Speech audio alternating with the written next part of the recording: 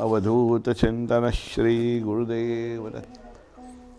आपण ज्ञानेश्वरांचा पंथराज अर्थात कुंडलिनी योग, भक्ती मार्गाधिष्ठित कुंडलिनी योग, स्वरूप आणि विवेचन अशी या प्रवचनांची आपलं मालिका आहे.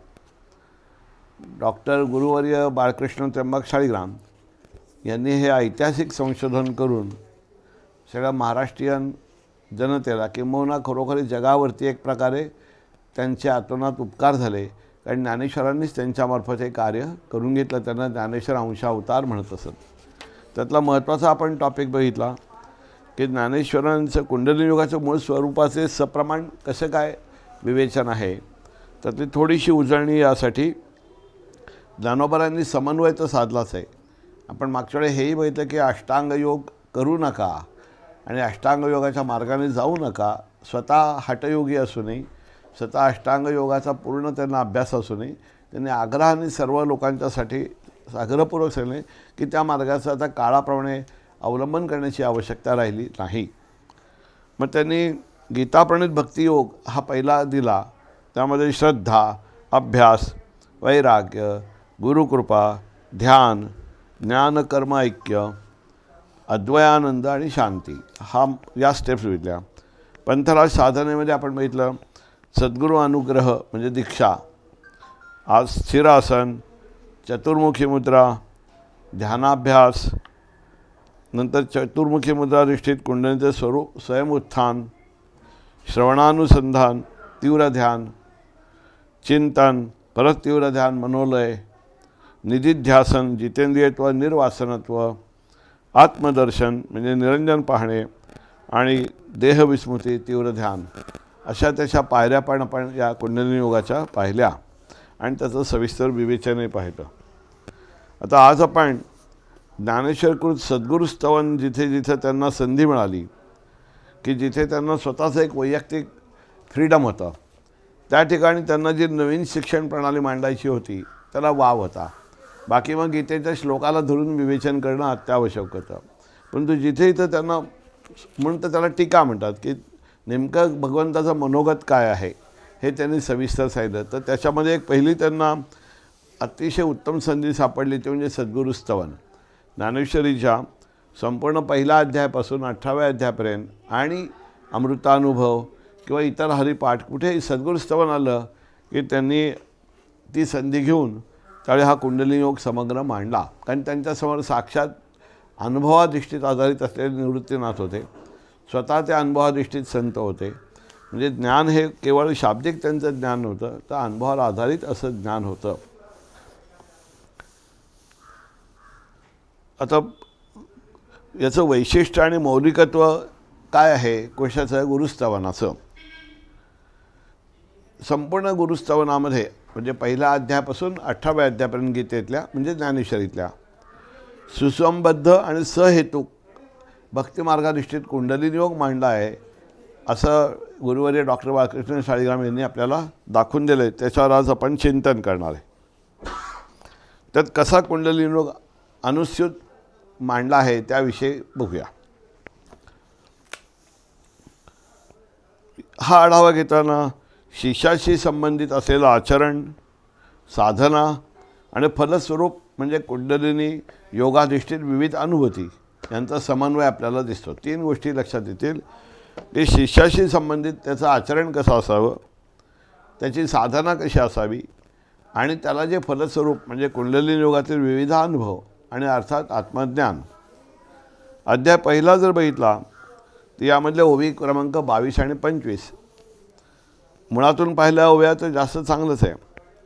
काय ओवी आहे? मज हृदयी सद्गुरू जेणे तारिलो हा संसार पुरू म्हणून विशेष अत्यादरू विवेकावरी.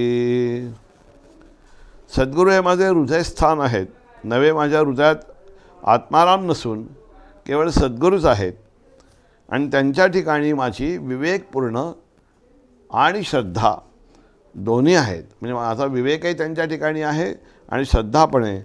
त्यामुळे माझा जन्ममरणरूप संसारातून उद्धार झाल्याचा प्रत्यक्ष अनुभव मला आलेला आहे. जे पहिल्याच अध्यायात त्यांनी मोकळेपणाने सांगितलेलं आहे की माझा संसारातला जो उद्धार झालेला आहे त्याची 3 कारणं आहेत. कारण माझ्या हृदयामध्ये, आपण पाहिलं हृदय म्हणजे भक्तिमार्गातलं हृदय, या हृदयामध्ये सद्गुरूच बसलेले आहेत. दुसरं, त्यांच्यावर माझी विवेकपूर्ण, म्हणजे विवेकाचे अधिष्ठान आहे आणि श्रद्धा आहे. म्हणजे श्रद्धासुद्धा कशी विवेकपूर्ण, म्हणजे अर्थात डोळस श्रद्धा आहे ती. या वरील ओवीतील अर्थगर्भता समजावून घेतली पाहिजे की हे सद्गुरू म्हणजे कोण, असा प्रश्न आहे. तर ह्याच्यासाठी मुक्ताबाई सनद म्हणून ज्ञानोबारांचा एक ग्रंथ आहे. त्या मुक्ताबाई सनदमध्ये त्यांनी स्पष्ट व्याख्या दिली. ओम तोची गुरु, ओम हाच गुरु आहे. आणि सोहम तोची शिव, या दोहीचा लाघव करीवो बाई. मुक्ताबाई सनदमध्ये त्यांना स्वतःच्या बहिणीला शिकवायची होती ती, त्यामुळे त्या शिक्षण प्रणालीत जास्त गोडवा आणि परफेक्टनेस येणारच. डायरेक्ट प्रत्यक्ष बोलणे बहिणीशी. तर ओम मंत्रदाता गुरु, पहिलं कोण आहे म्हणजे जे ज्यांच्या मुखातून आपण ऐकतो ते आपले गुरु आहेत. बीज मंत्र जो आहे त्याच्यात बीजाक्षरं ओम, ऐम, ह्रीम, द्राम, ही बीजाक्षरं जी आहेत ते परमगुरू आहेत. ओम, ऐम, ह्रीम, द्राम. ओम श्री दत्त शरणम मम श्री. म्हणजे ओमच्या नंतर मंत्रदाते गुरु कळले, बीजाक्षर हे परमगुरू आहेत आणि कुंडलिनी शक्ती जो परिणाम येतो हेच परात परगुरू आहेत. प्रत्येक म्हणजे 4 परंपरा आपल्याला माहिती असायला लागते. वडील, आजोबा, पणजोबा, खापर पणजोबा. त्याप्रमाणे हे गुरु, परमगुरू, परात परगुरू, परमेष्ठी आणि शिवचैतन्य त्या प्रत्येक मंत्रामध्ये, म्हणजे ओम, ऐम, ह्रीम, द्राम, दत्तात्रेयाय नमः सोहम हंसः.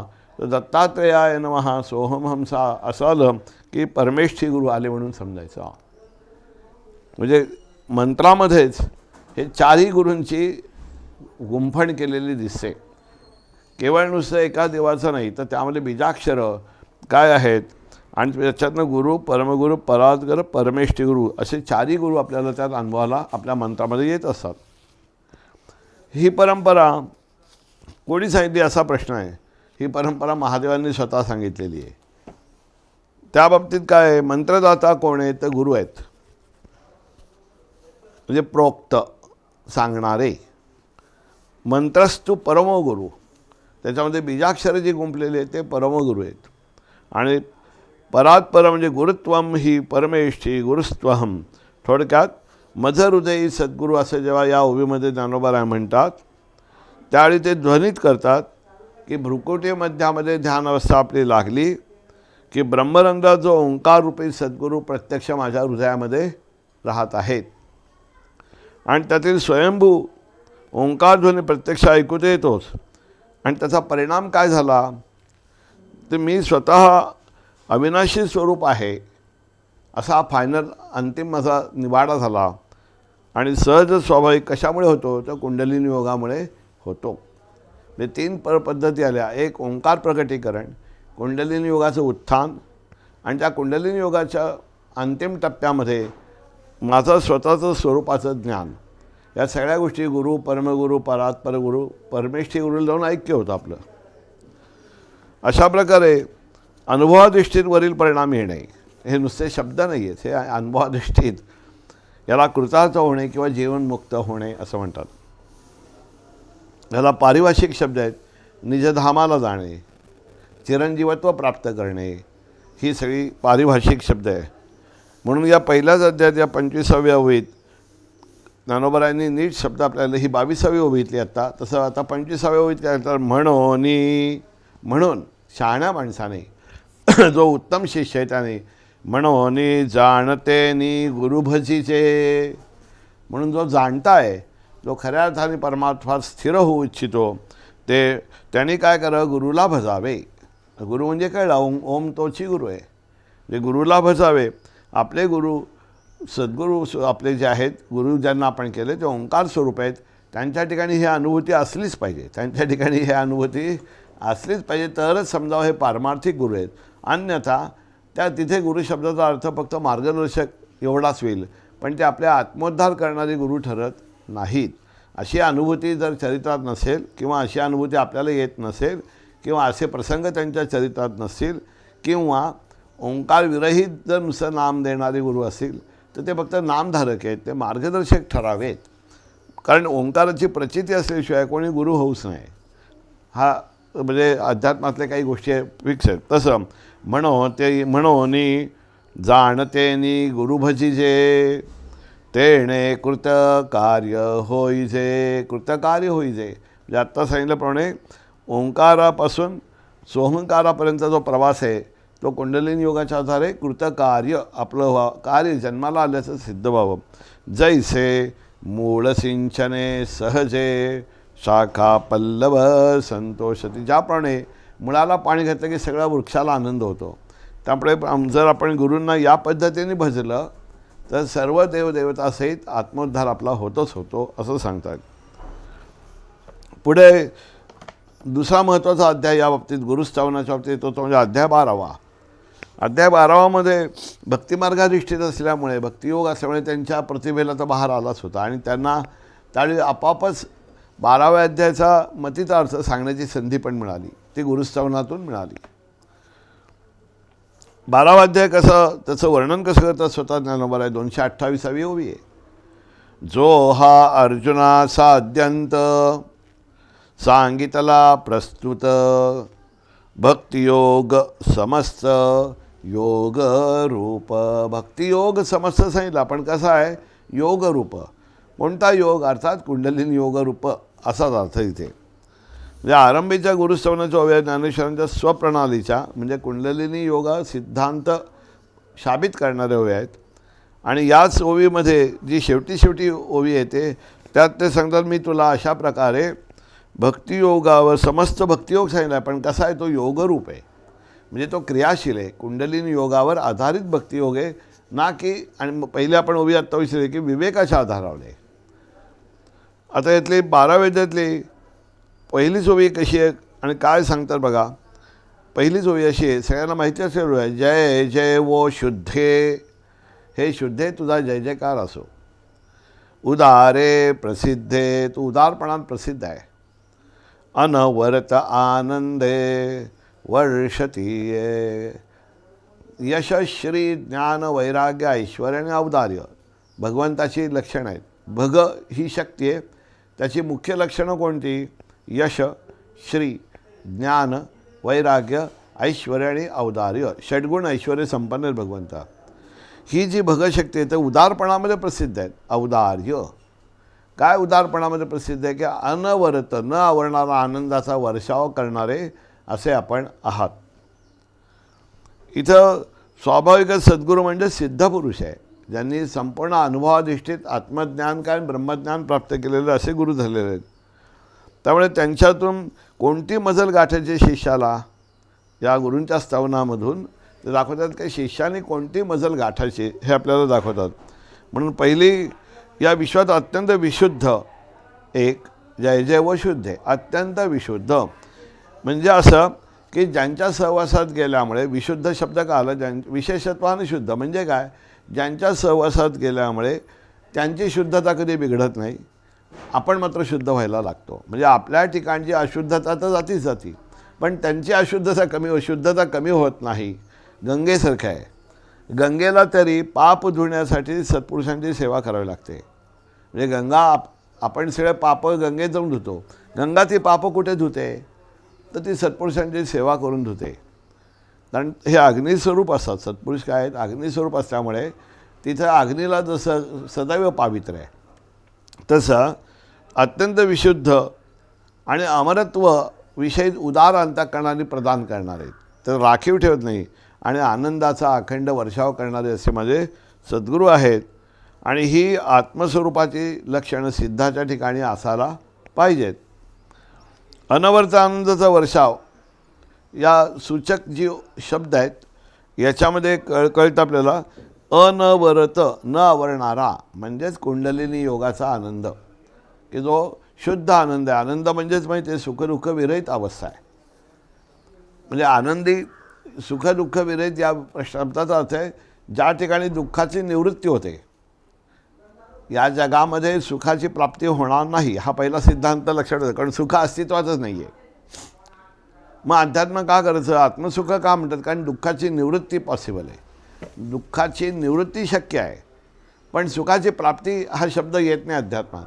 मग एकदा दुःखाची निवृत्ती झाली तर मग सुखाची अपेक्षाच राहत नाही.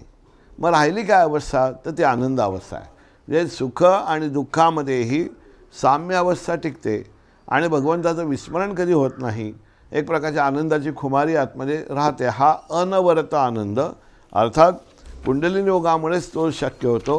कारण त्यात आहे की आपोआपच माणूस कोणतेही शब्द घ्या, गुणातीत अवस्थेमध्ये किंवा तुरीयगा अवस्थेमध्ये तो पोचतो. त्यावेळी त्याला अनवरत आनंद, एक जीवनामध्ये सगळीकडे आनंद भरला आहे असं त्याला प्राप्त होतं. त्याला कैवल्यानंद असं म्हणतो आपण. हा आनंद सद्गुरू आपल्याला प्रदान करत असतात वेळोवेळी. म्हणजेच कळलं की ज्यावेळेस ओंकार स्वयंभू नादरूपाने प्रगट होऊन त्याचा अखंड उद्घोष त्या सभाग्य साधकाच्या मस्तकात हृदयाकाशात होत जातो, याला ते म्हणतात न आवरता येणारा आनंद होय. थोडक्यात ओंकाराची अनुभूती. पुढची ओवी अशी एक महत्त्वाची आहे की नेहमीच अनुभव येतो की या सगळ्यामध्ये अडथळा कोण आणतं आपल्याला. ते शिष्य आणि सद्गुरूंमध्ये सुरुवातीला फरक कशामुळे राहतो, तर अर्थातच 5 विषयांच्यामुळे राहतो. एक प्रकारे हा असा विषयरूपी नाग आहे माया की त्याला 5 फणे आहेत: शब्द, स्पर्श, रूप, रस, गंध. मग त्या या सापाने साधकाला घेरलेलं असतं, शिष्याला घेरलेलं असतं. त्यामुळे त्याच्या अंगात आपोआपच अहंकार वाढलेला असतो, त्याच्या अंगामध्ये अहंकार वाढलेला असतो.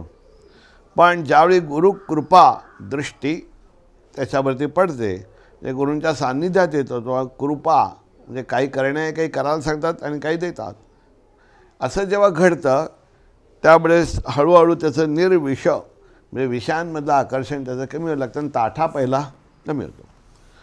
ती ओवी दुसरी आहे, अध्याय क्रमांक 12.2. ओवी अशी: विषय व्याळे मिठी. व्याळे म्हणजे सर्प. विषय व्याळे मिठी, दिधलिया नुठी ताठी. पंचविषय रूपी 5 फण्याचा नाग आहे. त्याने या साधकाला, शिष्याला घेरल्यामुळे त्याच्या ठिकाणी एक प्रकारची दिधलिया नुठी दाटी, ते तुझी एक गुरुकृपा दृष्टी, त्याच्या अंगामध्ये एक प्रकारचा ताठा आलेला असतो, कडकपणा येतो विष आलं की अंगात. तसं ते तुझी ये गुरुकृपा दृष्टी निर्विष होय. ही दुसरी ओवी आहे. आता या पंचरूपी म्हणजे पंचफणा असलेल्या नागाला जणू काही सद्गुरू हेच कोणीतरी धन्वंतरी आहेत, उपाय करणारे.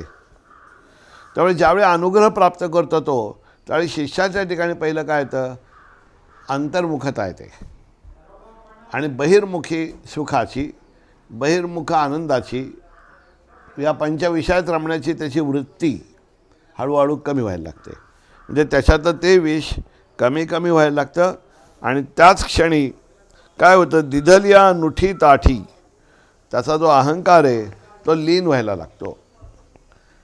ज्याला मरण जिंकायचं आहे, ज्याला असं वाटतं की खरोखरी काळावर आणि कळी काळावर अशी मात करायची आहे, त्याला हे युक्ती कळावी लागते की अहम लीन कशात करायचा.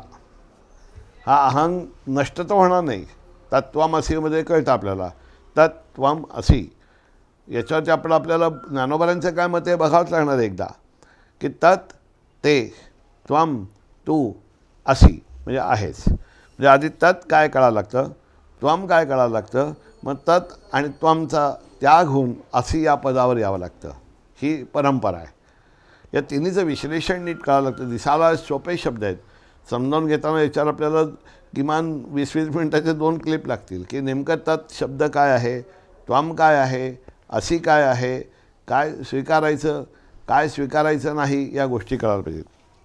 असो, मुद्दा काय कळला की ज्या वेळेस याच्यावरती एक त्याला कुंडलिनी शक्ती जागृत कशी होते गुरूंच्या सहवासामुळे, त्याची एक बारकाव्यातली ओवी 5व्या अध्यायात येते, ती इथे संदर्भासाठी घेतली. जो आपणा पे सांडुनी काही, इंद्रिय ग्रामवरी येणेची नाही. जो स्वतःला विसरतो, आपणापी सांडुनी काही, स्वतःला विसरला आणि इंद्रियग्रामावरी येण्याचे नाही, तो विषय न सेवी काही विचित्र येत. यात काय आश्चर्य आहे का? मी जो कोण माझ्यातला तो अहम मी सद्गुरूंच्या चरणी किंवा ओंकारामध्ये सोहमभावामध्ये लीन करता आला तर मी इंद्रियग्रामावरती येतच नाही. म्हणजे इंद्रियग्रामांना प्रेरणा देणारा कोण असतो? पहिली बुद्धीमधून मन, मनातून इंद्रिय, आणि मग इंद्रिय विषयांकडे आकर्षित होतात किंवा विषय आधी पाहतात, ते बुद्धीत ज्ञान जातं, मग मन आणि इंद्रिय हा क्रम आहे काय. मग ही मन बुद्धी हेच जर सद्गुरूचरणी जायला लागले तर स्वाभाविकच तो इंद्रियांच्या ग्रामावरती न आल्यामुळे, म्हणजे स्वतःचा आपापच त्याला स्वतःचं भान काही राहत नाही. त्याला खाण्याविषयी आकर्षण राहत नाही, त्याला कपड्याविषयी आकर्षण राहत नाही, त्याला लोकांविषयी आकर्षण नाही. तो एकाच ध्येयाने प्रेरित असतो. त्यामुळे त्याला ही सिद्धी आपापच प्राप्त होते. काही लोक याला सिद्धी म्हणतात, परंतु वस्तुस्थिती अशी आहे, हे कुंडलिनी शक्ती जागृत झाल्यामुळे घडणारा हा परिणाम आहे. जोपर्यंत आतमध्ये ही शक्ती जागृत होत नाही गुरुकृपेत, तोपर्यंत हा परिणाम कधी येणार नाही. म्हणजे केवळ इंद्रियांना ताब्यात घेतलं आहे, केवळ मनाला आवरून बसलं आहे, ते असं होणार नाही. आतमध्ये जी शक्ती आहे कुंडलिनी शक्ती, तिचा परिणाम फलस्वरूप असे, ती साधकाला सद्गुरू कृपा प्रसाद त्याला देऊन पुढे नेत असे. असो, आता पुढची ओवी ही जशा 2 ओव्या झाल्या 12व्या त्यातल्या 3री ओवी आहे. आता जेव्हा साधक असा अनुग्रहित होतो, गुरूंची कृपा होती आणि तो अभ्यासाला लागतो, तेव्हा स्वाभाविकच असं होतं की त्याला हळूहळू एक अनुभूती यायला लागते. मग त्यावेळेस पहिल्यांदी त्रिविध ताप हे अध्यात्मातला शब्द सारखा कळायला लागतो. आध्यात्मिक, नंतर आधिदैविक आणि काय म्हणतो त्याला भौतिक. या आध्यात्मिक, भौतिक आणि आधिदैविक असे 3 प्रकारचे ताप या प्रत्येक मनुष्याला त्रिविध ताप, आणि ही त्रिपुटी सारखीच लागते. म्हणजे ते म्हणजे आपल्याला जसं की द्रष्टा, दृश्य, दर्शन, म्हणजे हा त्रिपुटीचा खेळ प्रत्येक गोष्टीमध्ये आहे. मग हा जो त्रिपुटी म्हणजे 3 आवरणं, म्हणजे कोणत्याही शब्दात बघा, सत्वरजतम गुणातीत व्हायचं, स्थूल सूक्ष्म कारण महाकारणात जायचं. या पद्धतीने 3 पुटं आहेत. ही प्रत्येक आत्म्यावरती, जीवावरती असलेली ही 3 पुटं त्याला बाजूला करावी लागतात. म्हणजे ही 3 आवरणं आहेत. त्याला इथे शब्द वापरला की आध्यात्मिक, भौतिक आणि दैविक. दैविक म्हणजे काय? दैववशात येणारी. नंतर भौतिक म्हणजे काय? नातेवाईक, आपल्या जवळच्या माणसांमुळे येणारे ताप. आणि आध्यात्मिक ताप कोणते आहेत? हे अध्यात्म म्हणजे आपण जे अध्यात्म करतो त्याचा काही संबंध नाही आहे. इथं त्या दैववशात तो काय जे काय घेऊन आलेला आहे प्रारब्धाने, ते सगळे त्याला त्रास होतात वगैरे. म्हणजे काही वेळेला आपल्याला आपली त्याला म्हणतात की माझी काही चूक नसते, पण काही वेळेला मला त्रास होतो. म्हणजे अचानक कुत्रा चावणे, विंचू चावणे, हल्लीच्या वर्षी मोटरसायकलचा स्टँडला लागणे, या क्रिया सगळ्या भौतिकमध्ये येतात. म्हणजे क्रिया काहीतरी केल्यामुळे होणारा त्रास आहे. पण काही मी घेऊनच आलेलो असतो, ते माझ्या चांगलं वाईट माझ्याबरोबर असतं. आणि काही गोष्टी ज्या आहेत ते दैविक, म्हणजे दुष्काळ पडला की ते कोणाच्या हातातही नसतात. या त्रिविध तापाने प्रत्येकजण तापलेला असतो. या तिघांचाही परिणाम प्रत्येक मनुष्य जीवावर होतच असतो. तसं पण एकदा मी या मार्गात आला साधक, गुरूंना शरण गेलेला आहे, त्यांची गुरुकृपा दृष्टी झाली की ज्ञानोबा 12व्या अध्याय 3ऱ्या ओवी सांगतात, तरी कवणा ते तापुपोळी कैसे निवो शोक जाळी, जरी प्रसादर सकल्लोळी पुरिये सी तू. कुंडलिनी शक्ती जागृत झाल्यामुळे आणि त्याची सद्गुरूची मगाशी ओंकाराची उपासना चालू झाल्यामुळे त्याला त्रिविध ताप जरी असले तरी त्याची नेणिवे तो जातो. म्हणजे त्याच्याकडे त्याचं काही त्याच्या साधनेवर काही परिणाम होत नाही, कारण त्याला आता मार्ग सापडलेला आहे. एक, त्याला शोक होत नाही. शोक म्हणजे व्यर्थ दुःख, भूतकाळातल्या आठवणी काढून भूतकाळातले दुःखाचे किंवा आपल्या निराशाचे किंवा आपल्या पराभवाचे प्रसंग आठवून वारंवार तेच उगाळत बसणं हा शोक आहे की जे आपल्या हातात नाही आहे, पण त्याच्याबद्दल दुःख करत बसणं आहे. म्हणजे दुःख आणि शोक यामधला थोडासा फरक आहे. व्यर्थ चिंता, व्यर्थ या शोक आहे हा सगळा. तसं मग कवणात आहे म्हणजे कोणाला त्रास होणार, होणार नाही. कैसेनी शोक कोणाला शोक होणार तर होणार नाही. प्रश्नात्मक उत्तर येते. कशामुळे? जरी प्रसाद रस दोन्ही शब्द आहेत. प्रसादही महत्त्वाचा शब्द आहे आणि रस आहे. कल्लोळी पुरियेसी तू. या ठिकाणी सांगतात दोन पद्धतीच्या आहेत की हिचा अभ्यास करू लागला की दोन प्रकारचे रस प्राजरतात. एक ध्वनी रस आहे, एक दर्शन रस आहे. म्हणून प्रसाद रस कल्लोळी.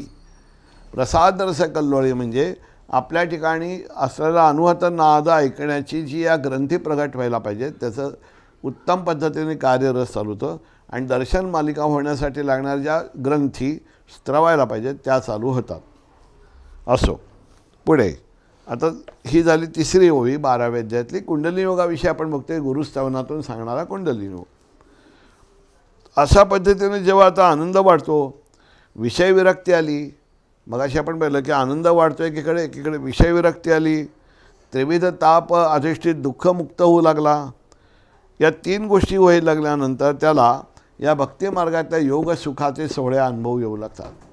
इथपर्यंत साधकांनी करावंच लागतं. आधी काहीतरी या आत्ता 3 वयापर्यंत साधकांनी करण्याच्या गोष्टी आल्या की या अभ्यास करावाच लागतो. याच्यात काही काळ थोडा जावा लागतो.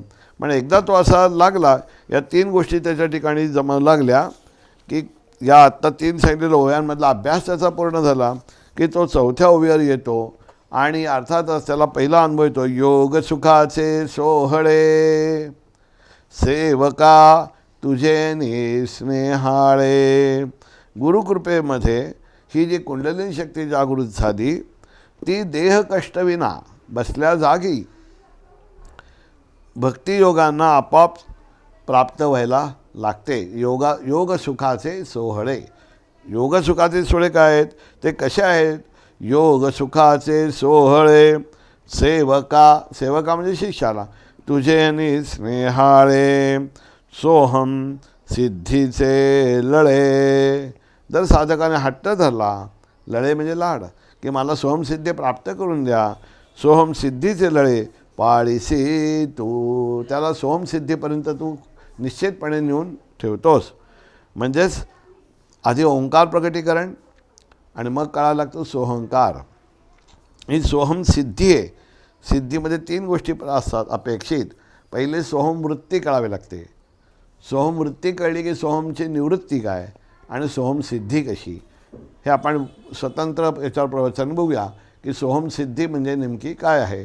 पण त्याने अल्टिमेटम ज्ञानोबरांनी या ओवीच्या माध्यमातून काय या कुंडलिनी योगाचा शेवट काय आहे.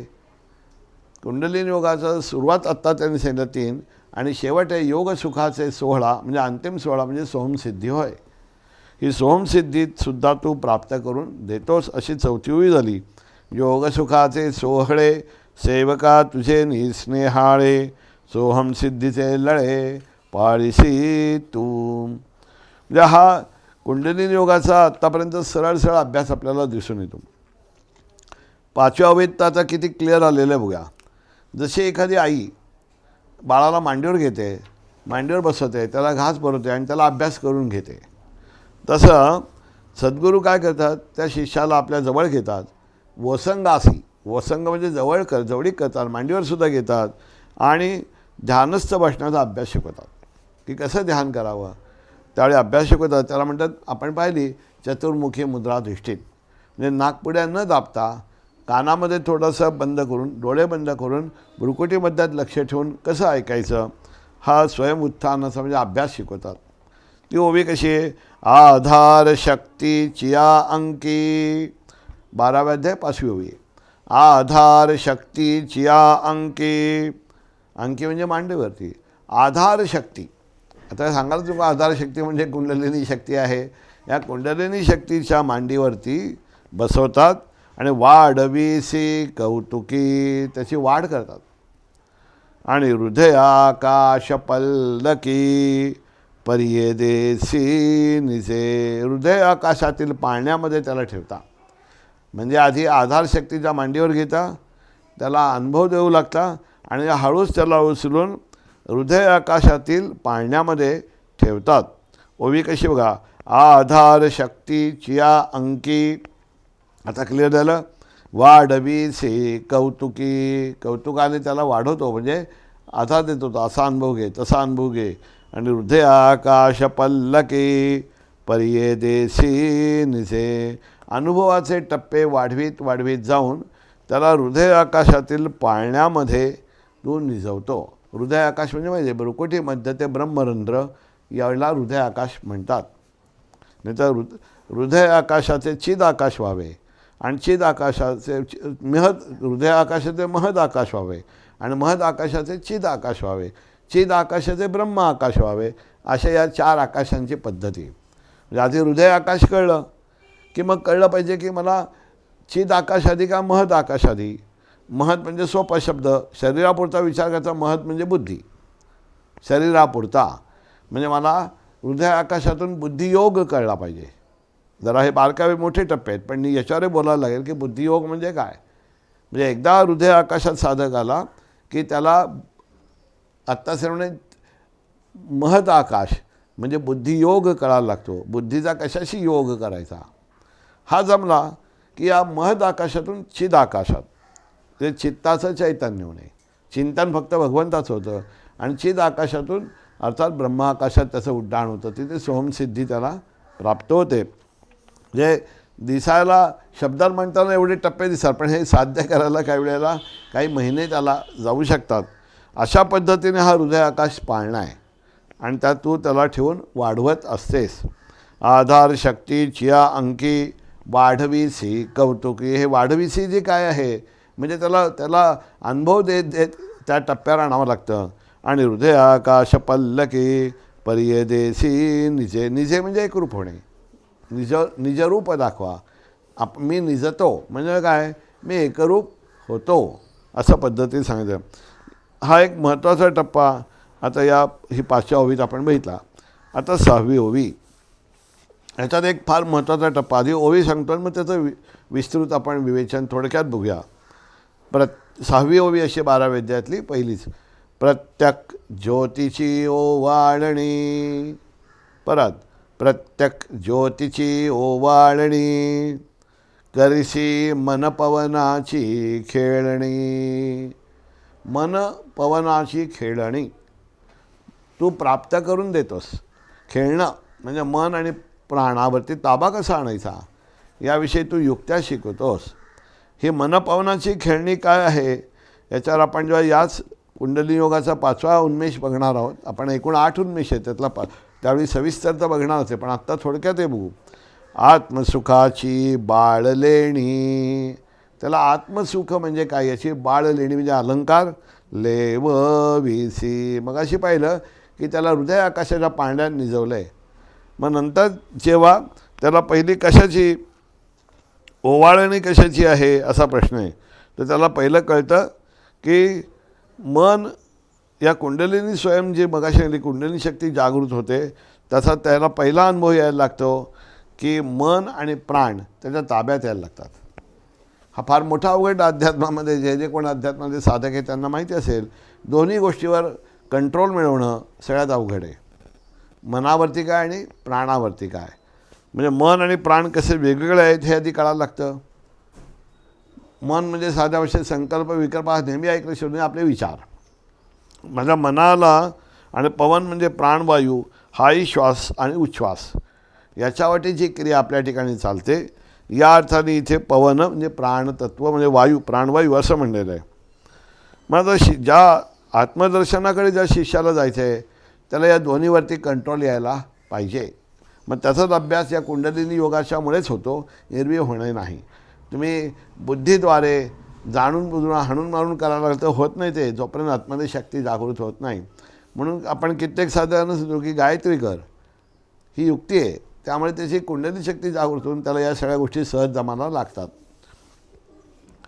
मग अशी सांगितलं पहिल्या ओव्यात सगळ्या विसरायच्या नाही. पंचविषयांचं आपलं आकर्षण संपलं की ओळखा मन आवरायला सोपं आहे. मन आवरायला सोपं आहे. जोपर्यंत त्या पंचविषयांच्या आकर्षणात माणूस राहिला आहे तोपर्यंत त्याला मन आवरता येत नाही. म्हणून तर त्या पहिल्या ओव्या त्या जसाच्या जसा क्रम एकदम अनुभवावा लागतो.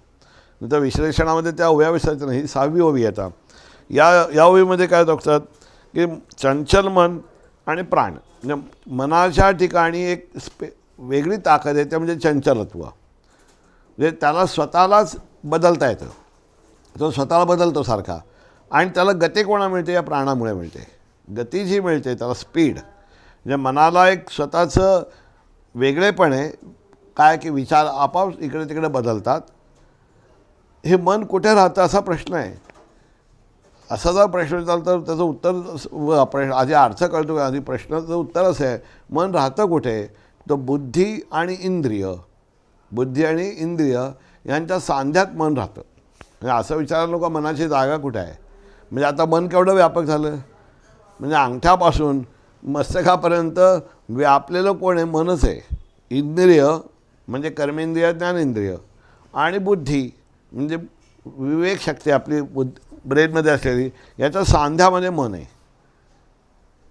म्हणजे ते सदैव वर खाली करतच असतं. हा त्याचा प्रवास आहे. एक प्रकारे आपले ज्ञानतंतूमध्ये जो इलेक्ट्रिक करंट आहे ते एक प्रकारे मनाचं कार्य दाखवतं. त्याला एक्झॅक्टली मन म्हणता येणार नाही, कारण त्या व्यतिरिक्त ते मनाचं कार्य असतं. म्हणजे जरी एखाद्याचा हात पॅरालिसिस असला म्हणून काय त्याचं मन काम करत नाही असं काही नाही. म्हणजे त्या हाताद्वारे ते त्याला विषयाचं पुन्हा आकर्षण राहतंच. म्हणजे इथं केवळ इंद्रियाचा विषय नाही, पण इंद्रिय आणि बुद्धी याच्या सांध्यामध्ये मात्र मन आहे. म्हणजेच काय करायला लागतं, मनाला जर पकडायचं असेल तर चिमटा पाहिजे. म्हणजे एकीकडे इंद्रियांना संयमित करावं लागेल, एकीकडे बुद्धीला विवेकाला संयमित करावं लागेल. मग अलगद आपलं मन सापडतं. युक्तीची कांबी ज्ञानोबारायांचा शब्द आहे.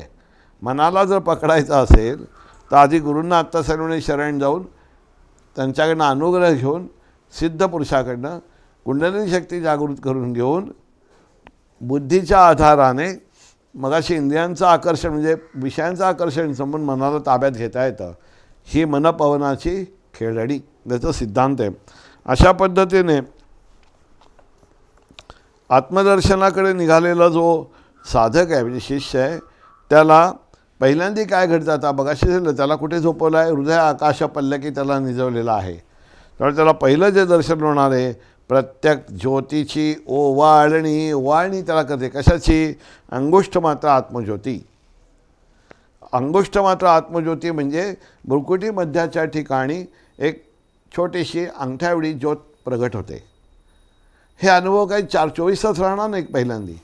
पहिल्यांदा काही क्षणात प्रगट होतील आणि परिणामावरून ओळखायचं. हे कसे अनुभव आहेत? काही वेळेला तो अनुभव येऊनही जातो ध्यानामध्ये, पण तुम्हाला कळत नाही. त्यावेळेस एकच उपाय, परिणामावरून. म्हणजे पहिले आलेले परिणाम आले का तुला ओळखायचं हे घडतं आहे. असं आता मला हा शब्द कळला की आत्मसाक्षात्काराचे त्याला सुख आणि अंग, म्हणजे प्रथम त्याला दर्शन मालिका चालली ना, एकीकडे ओंकार प्रकटीकरण आणि एकीकडे आत्मज्योतीचं दर्शन. इथपर्यंत हा 12व्या अध्यायातली 6वी ओवी आली. आता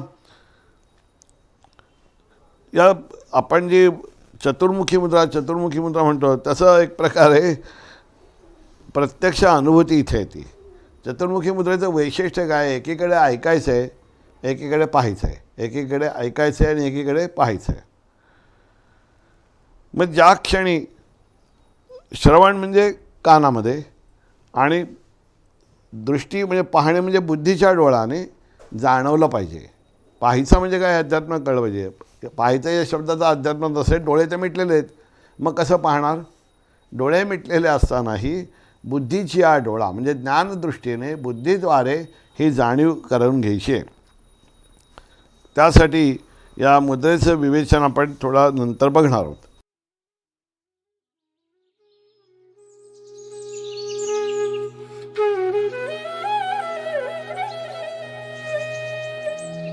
Thank you.